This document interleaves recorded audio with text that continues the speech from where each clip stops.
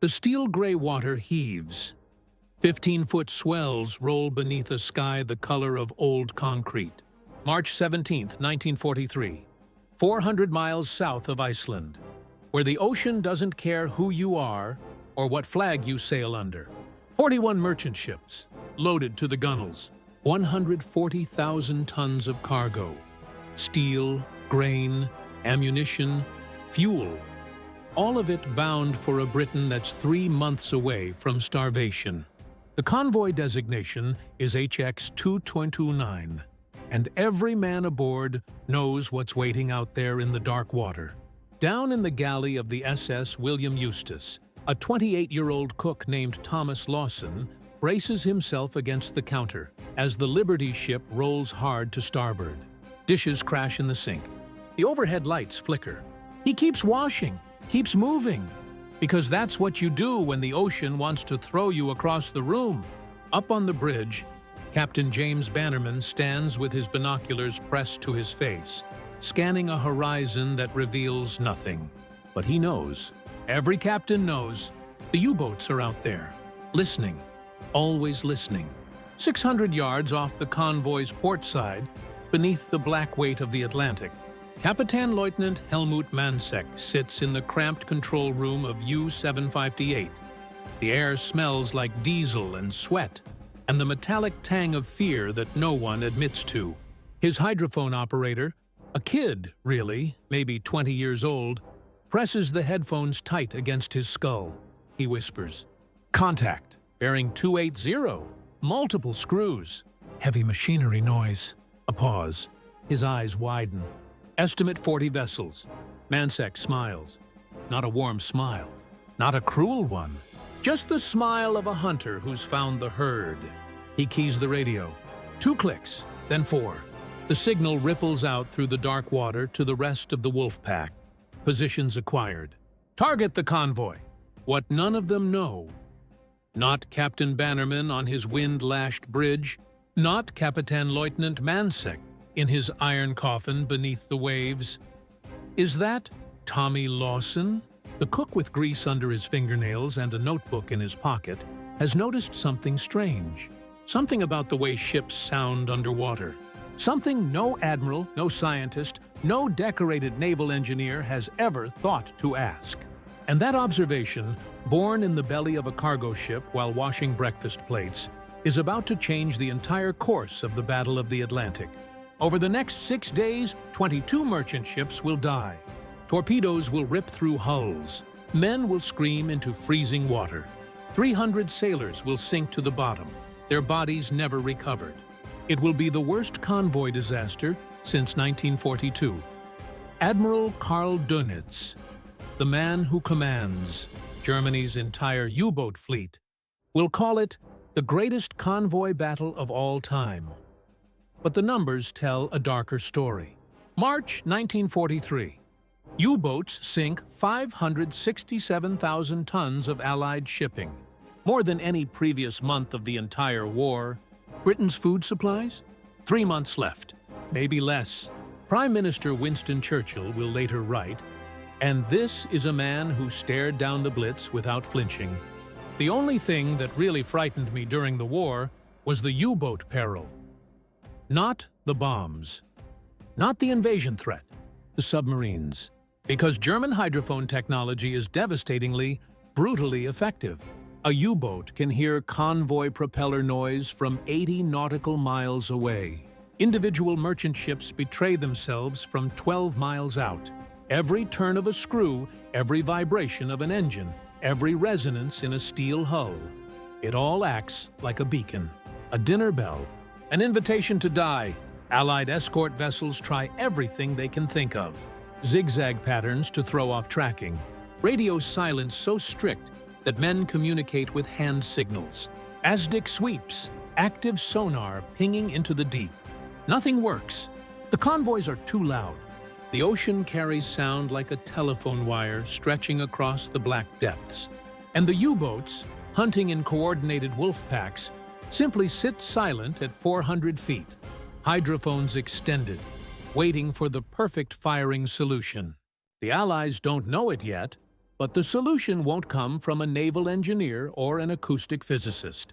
It won't come from some admiral's brilliant tactical insight. It will come from a merchant ship cook who dropped out of school at 14 to help his mother pay the rent. Liverpool, England. Naval Headquarters, March 1943. The Western Approaches Command has been fighting U-boats for 3.5 brutal years. They've tried everything. In 1941, the Royal Navy installed ASDIC sonar on every escort vessel. Active sonar, state-of-the-art. It can detect a submerged submarine at 2,500 yards, but only if the U-boat is directly ahead. The Germans learn fast. They attack from the stern, from the beam, anywhere outside that narrow cone of detection. And ASDIC is completely useless against surfaced U-boats attacking at night, which is exactly what wolf packs do. In 1942, scientists at the Admiralty Research Laboratory develop high-frequency direction finding, HUF-DUF, in the shorthand that every sailor uses. It works brilliantly for tracking U-boat radio transmissions, triangulating positions, vectoring escorts toward submarine contacts. But once the Wolfpack achieves contact with a convoy, they stop transmitting. They go silent. They just listen, and Allied ships keep broadcasting their location with every turn of their propellers, every throb of their engines, every vibration singing through the hull into the water. By early 1943, the Royal Navy has spent £8.7 million, equivalent to $560 million today, trying to solve the acoustic signature problem. Professor Patrick Blackett, Director of Naval Operational Research, publishes a classified paper. The language is academic, detached, the way scientists talk about problems that kill people. Merchant vessel propeller cavitation and machinery resonance create underwater sound profiles detectable at extreme range. Without fundamental hull redesign, impossible during wartime production, convoys will continue to announce their positions to enemy hydrophones.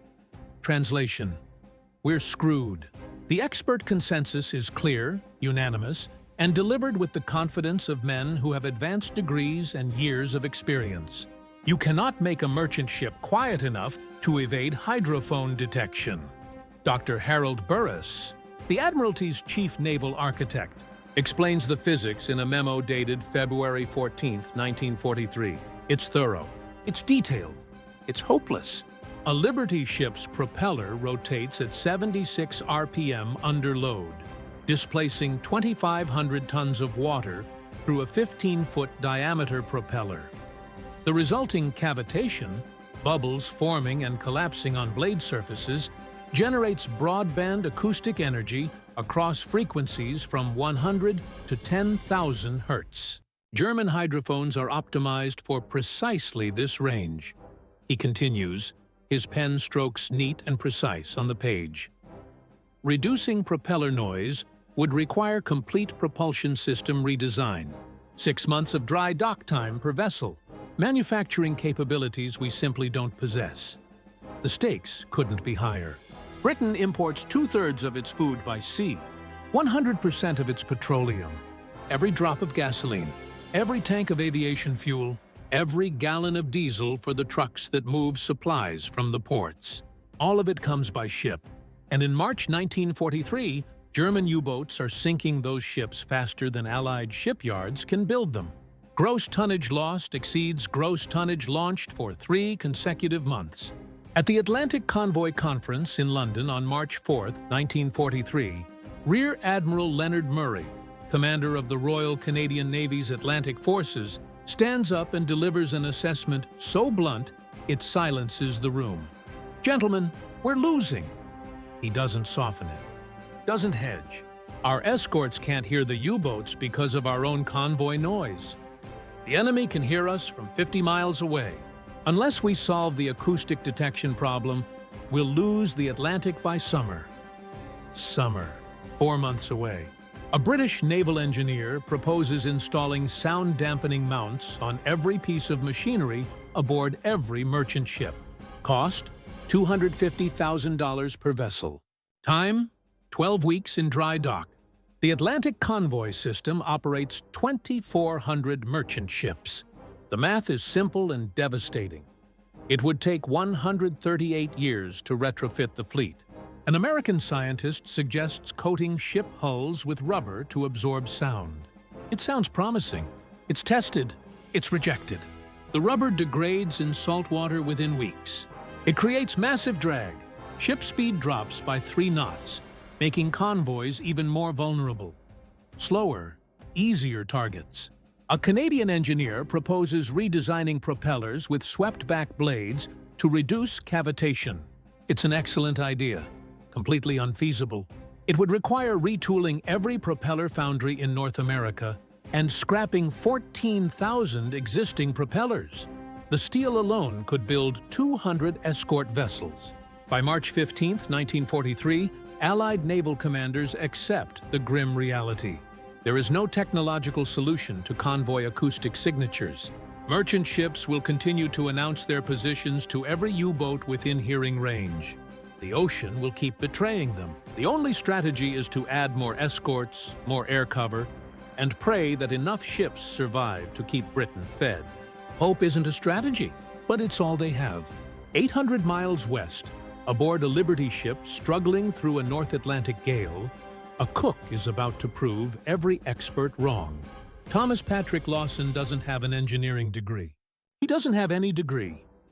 Born in South Boston, Massachusetts in 1915, Tommy Lawson dropped out of school at 14 to help support his family during the Depression.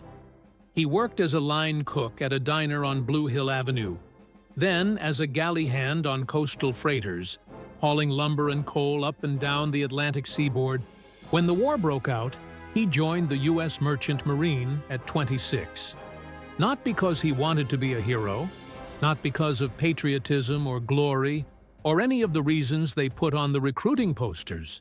He joined because merchant ships paid $125 a month, triple what he made flipping eggs in Boston. His captain's evaluation from June 1942 reads, Lawson, TP, ship's cook. Adequate performance. No leadership potential. Recommended for galley duties only. Nobody expects genius from the guy who makes breakfast. After the William Eustace survives 3 convoy runs to Liverpool, Lawson develops a strange habit. During his off-watch hours, when most men are sleeping or playing cards or writing letters home, he sits in the engine room. Just sits there, listening. The other crew members think he's lost his mind. Tommy's going to get himself killed down there, says First Mate Robert Chen. That engine room is hot as hell and twice as loud. But Lawson isn't there for the heat. He's there because he's noticed something. Something he can't quite put into words yet. February 19, 1943. Mid-Atlantic. The William Eustace is traveling in convoy SC-118, 63 ships in 9 columns, plowing through seas that don't care whether you live or die. Lawson is in the engine room during a U-boat alert, crouched near the main steam line, the heat radiating off the pipes like an open furnace. The dear's ship's engineer, a gruff Scotsman named Donald MacLeod, shouts at him over the roar of the turbines. Get back to your galley, cook. This is no place for... The ship shudders. A torpedo has struck a vessel 2 columns over. Through the hull, transmitted through the steel like a tuning fork. Lawson hears it, not the explosion. What comes after? The water rushing into the dying ship's hull creates this strange, hollow, booming sound. A sound like a cathedral bell underwater. And then, silence. The U-boat can't hear it anymore. Lawson grabs MacLeod's arm. The sinking ship. It stopped making noise. Of course it stopped, MacLeod yells back. It's full of water. No, I mean, Lawson struggles to explain something he doesn't fully understand himself. When water floods the hull, it stops the machinery vibration. The U-boats can't hear it anymore. MacLeod stares at him. So? So, what if we could flood parts of our ship on purpose? Not enough to sink us, just enough to silence the machinery noise. McLeod's expression shifts from confusion to something close to contempt. That's the stupidest thing I've ever heard. Get back to your galley. But Lawson can't let it go. For 2 weeks, he sketches diagrams in a notebook. Water-filled chambers around the propeller shaft. Ballast tanks positioned against machinery mounts. Controlled flooding systems.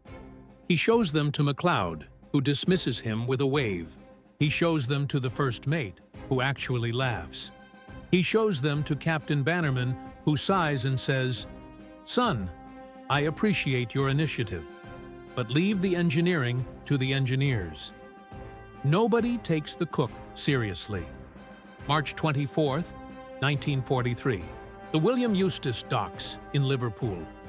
Lawson has 48 hours of shore leave. He does something completely unauthorized, possibly career-ending, and definitely insane. He walks into the Western Approaches Command headquarters and asks to speak to an admiral about U-boats. Tommy Lawson doesn't get to see an admiral.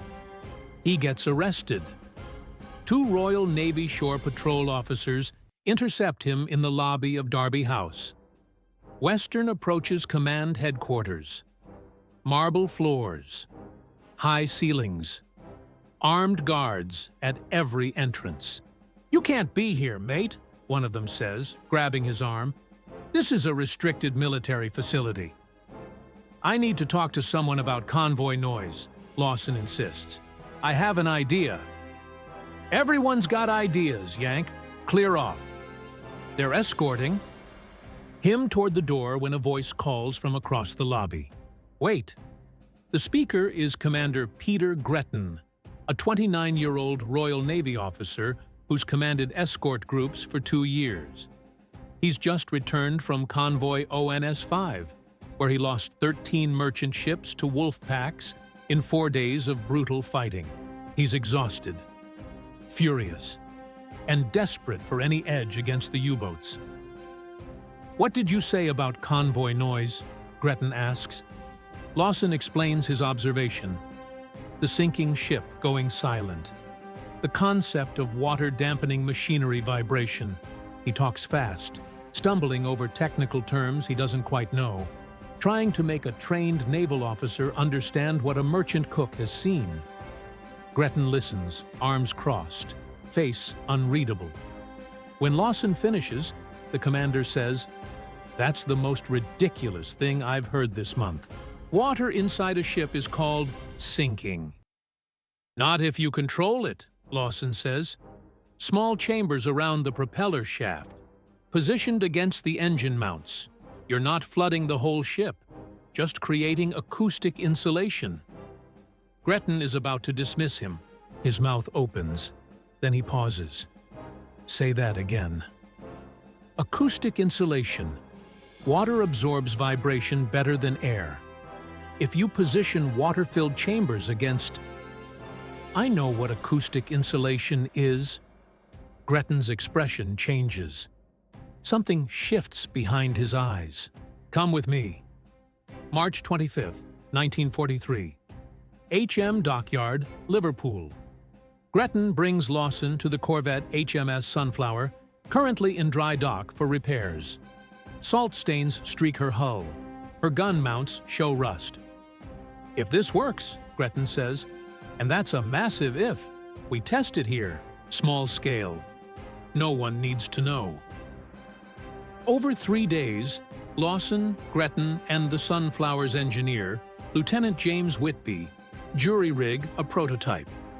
They weld empty oil drums around the corvette's propeller shaft housing. They fill them with seawater. They position sandbags to simulate water weight against the engine mounts. It's crude, it's ugly, and according to every regulation in the Royal Navy Manual, it's completely unauthorized. March 28, 1943. They run the first test. Sunflower motors out into the Mersey River at low speed. The water is brown with silt. Fog hangs over the dockyards. A submarine, HMS Trespasser, participating in this unauthorized experiment, submerges 500 yards away with hydrophones active. Lawson stands on Sunflower's deck, holding his breath. The cold wind cuts across the river. Trespasser's captain surfaces and signals. Heard you clear as day. Engine noise, propeller cavitation. Same as always. Failure. Told you it was bloody stupid, Whitby mutters. But Lawson notices something. He walks to the oil drums welded around the propeller shaft. Touches them. They're only half full. Water drips from poorly sealed welds. We filled the drums when the ship was in dry dock, he says. They're not full now. They've drained through the seams. We need to seal them properly. Make them watertight. Gretton runs his hand through his hair. If the Admiralty finds out I'm modifying a warship without authorization, I'll be court-martialed. If the Admiralty finds out U-boats are sinking, 20 ships a week because we're too proud to test a cook's idea, Lawson says quietly. We lose the war. Gretton stares at him for a long moment. The fog drifts across the river. 3 more days, he finally says. Then this experiment ends. They work around the clock, welding sealed steel chambers, installing water-filled rubber bladders against the engine mounts, creating what naval engineers will later call liquid acoustic dampening, though no one uses that term yet. April the 2nd, 1943. Second test. Sunflower motors at full speed now. Her engines roaring, propeller churning white water. Trespasser submerges 1,000 yards away. Minutes pass. No signal. Trespasser surfaces. The submarine captain's voice crackles over the radio. We lost you at 400 yards. Hydrophones picked up nothing but ambient ocean noise. Gretton's face goes white. Say that again. At 400 yards, you disappeared. Whatever you did to that ship, it works. Lawson closes his eyes. His hands are shaking. It works. April 3rd, 1943. Admiralty Boardroom, London. Commander Gretton requests an emergency meeting with Rear Admiral Max Horton, Commander-in-Chief of Western Approaches. He brings Lawson, much to the horror of the Admiral's staff. A merchant cook? One aide whispers. In the Admiralty Boardroom?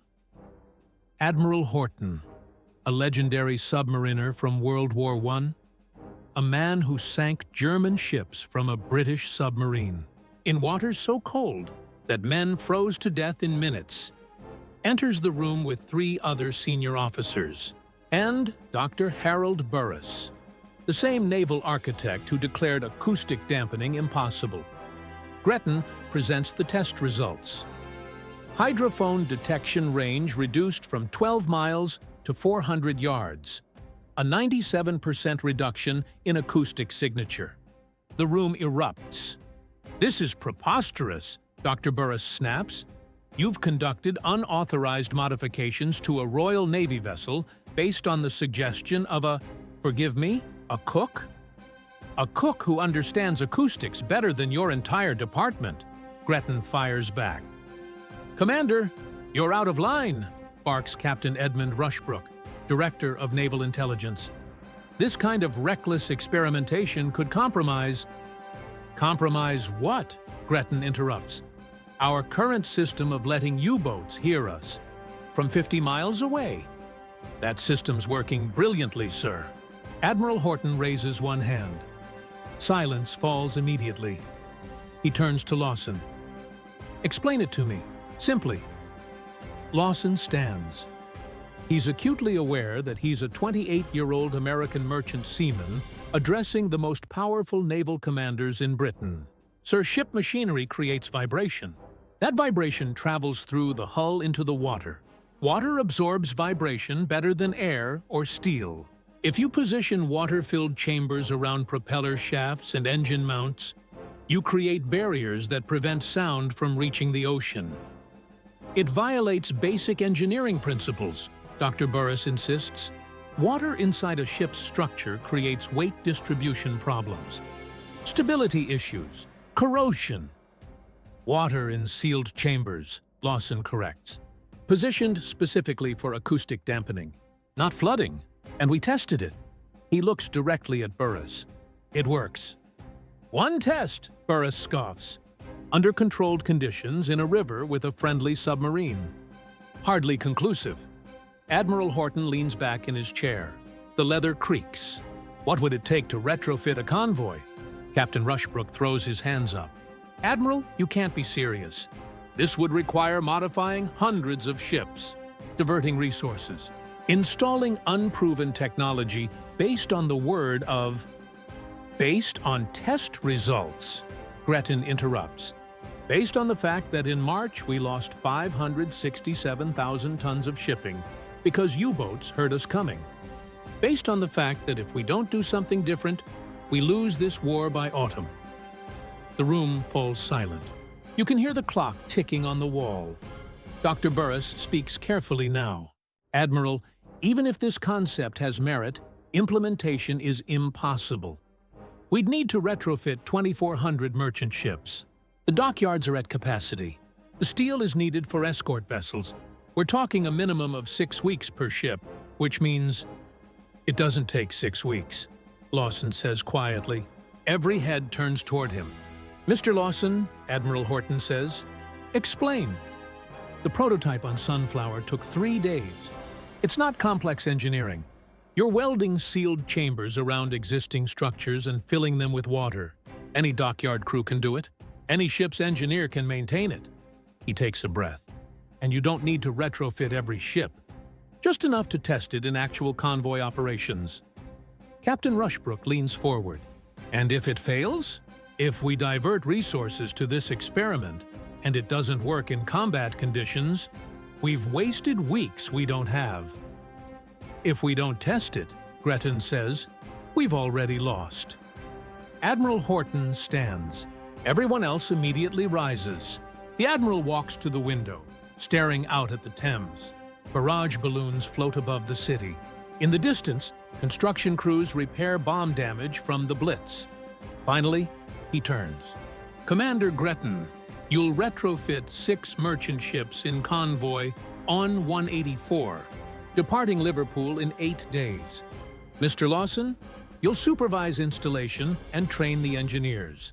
Dr. Burris, you'll provide technical support, even if you think this is insane. He looks at each of them in turn. If it works, we implement fleet-wide. If it fails, he focuses on Gretton. You'll spend the rest of the war commanding a minesweeper in the Orkney Islands. Clear? Crystal, sir. Horton looks at Lawson. Mr. Lawson, I don't know if you're a genius or a madman, but I do know we're desperate. A pause. Don't make me regret this. Lawson swallows hard. I won't, sir. April 11-18, 1943, HM Dockyard, Liverpool. 6 merchant ships received the modifications. SS Daniel Webster, SS James Oglethorpe, SS John Davenport, SS Samuel Elliott, SS Benjamin Harrison, and Lawson's own ship, SS William Eustace. The installation is brutally simple. Teams weld cylindrical steel chambers, 24 inches in diameter, filled with seawater around propeller shaft housings. They install water-filled rubber bladders against engine mounts and steamline supports. Total added weight per ship, 18 tons. Total installation time, 64 hours per vessel. Naval engineers are skeptical. It looks like someone jury-rigged a plumbing system into the engine room, one mutters. He's not wrong, but the hydrophone tests don't lie. Before modification, a Liberty ship's acoustic signature is detectable at 11.7 miles. After modification, 0.4 miles. The ships have become 29 times quieter. April 22, 1943. Convoy on 184 departs Liverpool. 43 merchant ships in 9 columns, escorted by 6 corvettes, and 2 destroyers. The sea is gray. The sky is gray. Everything is gray except the white caps breaking over the bow. The 6 modified ships are spread throughout the formation. 2 in the starboard columns. 2 port, 2 center. No one has told the convoy commodore about the experiment. If U-boats attack, the test happens under real combat conditions. German naval intelligence has tracked the convoy's departure. 37 U-boats, WWII, deploy in patrol lines across the expected route. The Wolfpack is hunting. April 25, 1943. Mid-Atlantic, 2:14 a.m. Aboard U-264. Captain Lieutenant Hartwig looks, studies his charts, under red lighting that won't destroy his night vision. His hydrophone operator has been tracking convoy sounds for 6 hours. Contact weakening, Herr Kallion. What? Original bearing 290, but signal intermittent. Some ships very loud, some almost silent. Looks frowns. Intermittent? That's impossible. Either you hear a convoy or you don't. Ja, Herr Kallion, but I'm tracking multiple signatures. Some ships clear at 40 kilometers. Others disappear at 5 kilometers. Looks orders U-264 to periscope depth. Through the scope, he sees the convoy. Dark shapes against darker water. But something is wrong. His hydrophones should be hearing all 43 ships. Instead, he's only tracking 27. 16 ships are acoustically invisible. No, not 16. 6. The other 10 are simply too far away for hydrophone detection at this range. But 6 ships, scattered through the convoy, are generating no acoustic signature at all. They're ghosts. Looks makes a decision that will save Allied lives, though he doesn't know it. He targets only the ships he can hear clearly. The modified vessels, quieter than the surrounding ocean, slip past the Wolfpack undetected. April 27, 1943. 600 miles west of Ireland. U-boat Wolfpack WWII achieves contact with ON-184. Over 18 hours of attacks, they sink 9 merchant ships. It's a brutal loss. 3,200 tons of cargo on the ocean floor. 47 men in lifeboats watching their ships burn. But here's the critical statistic. Of the 9 ships sunk, 0 are modified vessels. The 6 ships with Lawson's acoustic dampening system survive untouched. When convoy ON-184 reaches New York on May 7, 1943, Commander Gretton immediately signals London. Modified vessels showed 0 enemy engagement despite comparable positions within convoy formation. Acoustic dampening effective under combat conditions. Recommend immediate fleet-wide implementation. May 12, 1943. Admiralty Statistical Analysis. The Western Approaches Command runs the numbers. March 1943. Before acoustic dampening. Average U-boat detection range, 11.4 nautical miles. Convoy ships sunk per Wolfpack engagement, 31% loss rate. U-boats lost per convoy engagement, 1.2 submarines, May-July 1943. After widespread implementation, average U-boat detection range, 0.6 nautical miles. Convoy ships sunk per Wolfpack engagement, 4.7% loss rate. U-boats lost per convoy engagement, 4.8 submarines. The numbers are staggering. Acoustic dampening reduces ship losses by 85%, while U-boat losses increase 400%. U-boats that previously detected convoys from 50 miles away now have to approach within half a mile, bringing them into ASDIC range, radar range, visual range. Wolfpack tactics collapse because submarines can't coordinate attacks on targets they can't hear. May 24, 1943. Black May. May 1943 becomes known as Black May in German naval history. Allied forces sink 41 U-boats, 25% of Germany's operational submarine fleet, while losing only 58 merchant ships, compared to 96 ships in March. Gross Admiral Karl Dönitz, commander of the U-boat fleet, writes in his war diary on May 24, 1943, "The enemy has achieved technical supremacy in acoustic detection, which has robbed U-boats of their most effective weapon, surprise attack. Convoys have become nearly invisible to hydrophone surveillance. We can no longer predict attack positions. The old certainties have vanished. A captured German hydrophone operator from U-954, sunk on May 19, 1943, tells British interrogators, "We could not understand what happened. Sometimes we heard convoy sounds from great distance. Other times, ships were practically on top of us before we detected them. It was as if the ocean had become silent." July 1943. Fleet-wide implementation. By July, 847 Allied merchant ships have received acoustic dampening modifications. Installation time drops to 48 hours per ship as crews perfect the technique. The system costs $20,000 per vessel, less than one-tenth the cost of building a new ship. From May through December 1943, Allied merchant ship losses, 329 vessels, down from 729 in the previous 8 months. U-boats destroyed, 237 submarines. Estimated lives saved, 4,200 merchant seamen who would have died in sinkings that never happened. The Battle of the Atlantic hasn't been won. It will continue until May 1945, but the tide has turned. U-boats, once the hunters, have become the hunted. In 1946, Admiral Sir Max Horton writes in his memoir, "Among the many innovations that secured victory in the Atlantic, radar, Huff Duff, Lee lights, escort carriers, none were as simple or as effective as Lawson's acoustic dampening system." A cook with no engineering training solved a problem that baffled our best scientists. Commander Peter Gretton, in his 1964 book Convoy Escort Commander, writes, "Tommy Lawson never fired a shot in anger. He never commanded a ship, but he saved more lives than any captain in the Royal Navy. His genius was seeing what everyone else missed, that the solution wasn't more technology, but better use of the ocean itself."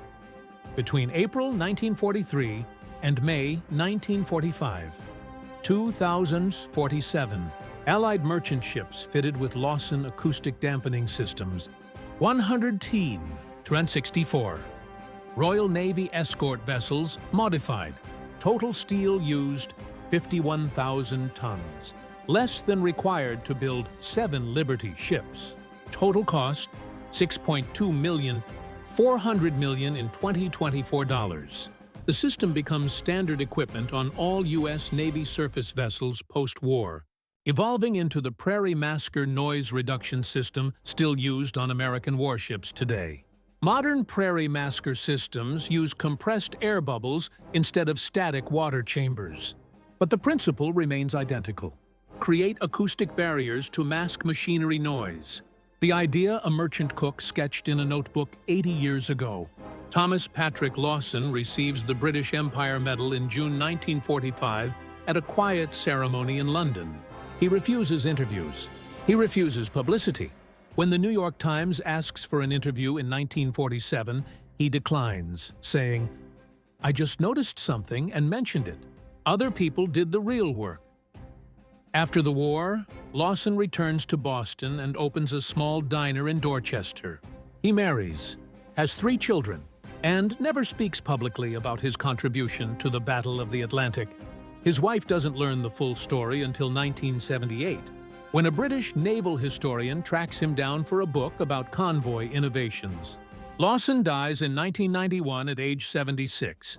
His obituary in the Boston Globe describes him as a retired restaurant owner and merchant marine veteran. It makes no mention of the acoustic dampening system, no mention of the 4,200 lives saved, no mention of the fact that a high school dropout with a notebook changed naval warfare forever. At his funeral, 3 elderly British naval officers attend, men who served on convoy escorts in 1943 and survived because U-boats couldn't hear their ships approaching. One of them places a note in Lawson's casket. It reads, "Because of you, we came home."